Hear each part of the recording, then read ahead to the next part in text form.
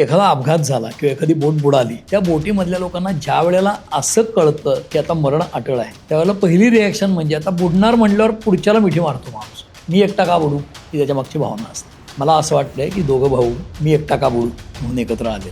वास्तव हे आहे की दोघंही कमालीचे दुबळे झालेत आता, आणि बीजेपीच्या ऑनस्लॉट समोर टिकणार कसं. त्यात एकनाथ शिंदे फुटले गेल्या 60 वर्षातले. मुंबईमध्ये शरद पवारांनी हवं तसं लक्ष दिलं नाही लोकल बॉडी आणि या पातळीवर, कारण वसंतराव नाईकांपासून काँग्रेसनी शिवसेनेकडे मुंबई पालिका सोपवल्यासारखं केलं होतं. आणि त्यामुळे मुंबई कोणाची, शिवसेनेची, हा जो नारा होता.